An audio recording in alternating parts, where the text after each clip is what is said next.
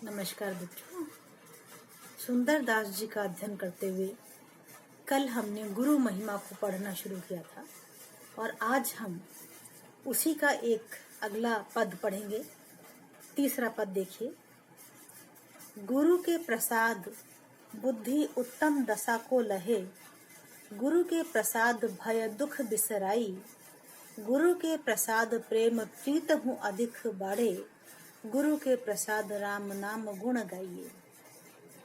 इसमें कवि गुरु की महिमा का बखान करते हुए कहते हैं कि गुरु के प्रसाद बुद्धि उत्तम दशा को लहे, कि गुरु के प्रसाद से ही हमारी बुद्धि उत्तम अवस्था को प्राप्त करती है, अर्थात हम अच्छी बातें सोच पाते हैं। गुरु के प्रसाद भय दुख बिसराई, और गुरु ही हैं जिनकी कृपा से हम अपने भय और दुखों को भूल पाने में समर्थ होते हैं। गुरु के प्रसाद प्रेम प्रीत हूँ अधिक बाड़े, और गुरु के प्रसाद अर्थात गुरु की कृपा से ही, गुरु द्वारा मिले हुए ज्ञान से ही हमारे हृदय में प्रेम प्रीत की वृद्धि होती है। हम इस संसार को प्रेम पूर्वक देख पाते हैं। गुरु के प्रसाद राम नाम गुण गाइए, और गुरु ही हैं जिनकी कृपा से हमें भक्ति की प्राप्ति होती है और हम श्री राम के नामों का गुणगान कर सकते हैं। एक बात ध्यान रखिए बच्चों, यहाँ सुंदरदास जी ने राम शब्द जरूर काम में लिया है, लेकिन मूलतः वे निर्गुण कवि हैं और कबीर की तरह से उन्होंने भी राम शब्द से उनका अर्थ है ब्रह्म ईश्वर। गुरु के प्रसाद सब जोग की जुगति जाने, गुरु के प्रसाद शून्य में समाधि लाइए। गुरु के प्रसाद अर्थात गुरु की कृपा से ही सब जोग की जुगति जाने, योग तपस्या करने की समूची युक्तियों को हम समझ पाते हैं, प्रयासों को हम समझ पाते हैं, सूझबूझ से हमारा परिचय होता है। गुरु के प्रसाद शून्य में समाधि लाइए, और गुरु ही हैं जिनके प्रसाद से, जिनकी कृपा से हम शून्य समाधि लगाने में समर्थ होते हैं। शून्य समाधि पुनः हठयोग साधना का, निर्गुण साधना का एक शब्द है, जिसमें शून्य नामक जो स्थान है उसमें समाधि की अवस्था में साधक पहुंचता है, जो समाधि की सर्वश्रेष्ठ अवस्था है। सुंदर कहत गुरुदेव जो कृपालु होई, तिनके प्रसाद तत्व ज्ञान पुनि पाइए। और सुंदर दास जी कहते हैं कि गुरुदेव जो कृपालु होई, कि जो गुरु कृपालु होते हैं, भक्तों पर कृपा करते हैं, तो उनके प्रसाद के परिणाम स्वरूप तत्व ज्ञान पुनि पाइए, कि वास्तविक तत्व ज्ञान, वास्तविक आध्यात्मिक ज्ञान, वास्तविक ब्रह्म ज्ञान शिष्य को हो पाता है। और इस प्रकार से ये जो गुरु महिमा के उनके तीनों पद हैं, इसमें उन्होंने गुरु का महात्म्य बताया है। इनकी भाषा बहुत स्पष्ट और पारदर्शी है एक तरीके से, अर्थात सहज ही इनके भावों के अर्थ स्पष्ट हैं, इसलिए इनके काव्य में हमें प्रसाद गुण देखने को मिलता है। अगला जो अंश हमारे पाठ्यक्रम में है बच्चों, वह है उपदेश। उपदेश का पहला पद देखिए। बार बार कहो तो ही सावधान क्यों ना होई, ममता की मोट सिर काहे को धरत है, मेरो धन धाम मेरो धाम मेरो सुत मेरी बाम, मेरे पशु मेरे ग्राम भूलो ही फिरतु है। कवि इसमें मनुष्य को अपने मोह, लोभ और अहंकार से मुक्त होने की शिक्षा देता है, उपदेश देता है। जैसा कि नाम से ही स्पष्ट है, उपदेश शीर्षक से ये जो अंश आपके पाठ्यक्रम में है, इसमें कवि ने सामान्य मनुष्यों को उपदेश दिया है। बार बार कहो तो ही सावधान क्यों न होई, कि मैं तुझे बार बार समझाता हूँ, हे मन सावधान क्यों न होई, फिर भी तू सावधान क्यों नहीं होता है।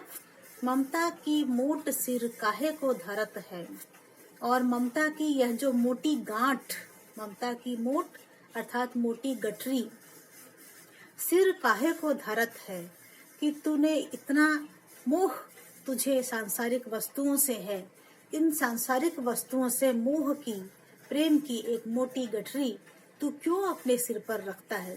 अर्थात जब तक इस मोह को, ममता को हटाएगा नहीं, तब तक तुझे ईश्वरीय ज्ञान की प्राप्ति नहीं होगी।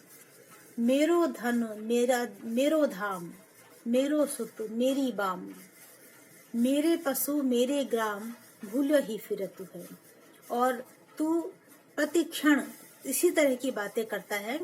मेरो धन, मेरे पास इतना धन है, मेरो धाम, यह मेरा घर है, मेरो सुत मेरी बाम, मेरा पुत्र, मेरी पत्नी, मेरे पशु मेरे ग्राम, मेरे पशु और मेरा गांव। इस प्रकार के विचारों में भूलो ही फिरतु है। हे मनुष्य, इस प्रकार के विचारों में तू भ्रमित हुआ इस संसार में फिरता है। तू तो भयो बावरो, बिकाई गई बुद्धि तेरी।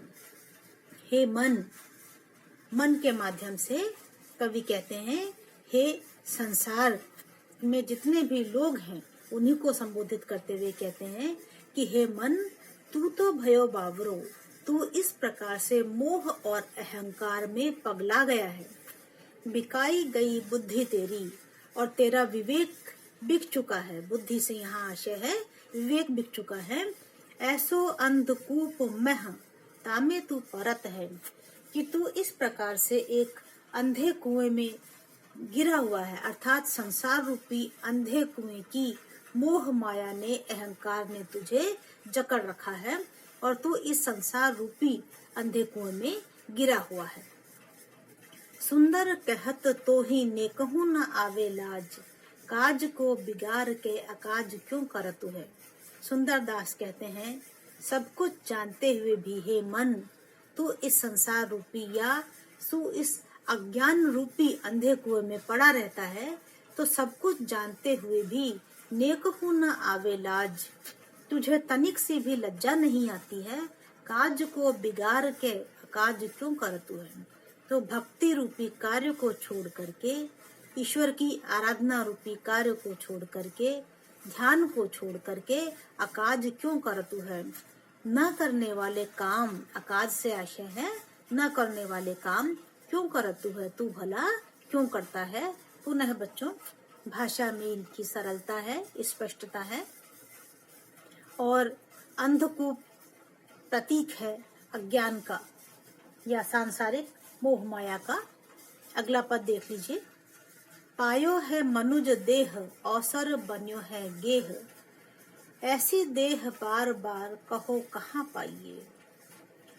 कवि पुनः इसमें मनुष्य को समझाते हुए कहते हैं कि यह तेरे लिए एक बड़ा अवसर है कि तू मनुष्य रूप में इस पृथ्वी पर जन्मा है। पायो है मनुज देह, तूने मनुष्य की देह प्राप्त की है। अवसर बन्यो है गेह, यह तेरे लिए अच्छे अवसर का घर बन गया है। तेरे मनुष्य के रूप में जन्म लेना तेरे लिए एक बहुत अच्छा अवसर है। ऐसी देह बार बार कहो कहाँ पाइए। मनुष्य के रूप में देह भला बार बार कहाँ मिलती है। भूलत है बावरे, तू अब के सयानो होई, रतन अमोल सो तो काहे को ठगाइए। भूलत है बावरे, हे बावरे मन, तू क्यों भूल रहा है, तू क्यों भ्रम में पड़ रहा है। तू अब के सयानो होई, अब की बार तू सयाना अर्थात समझदार हो जा। और रतन अमोल सोतों काहे को ठगाइए। रतन अमोल, तुझे मनुष्य जन्म रूपी जो अनमोल रत्न मिला हुआ है, काहे को ठगाइए। तो तू माया मोह में पड़ करके, अज्ञान में पड़ करके क्यों ठगा रहा है, अपने आप को क्यों ठग रहा है, क्यों भ्रमित हो रहा है। समुझी विचार करी, ठगन को संग त्यागी।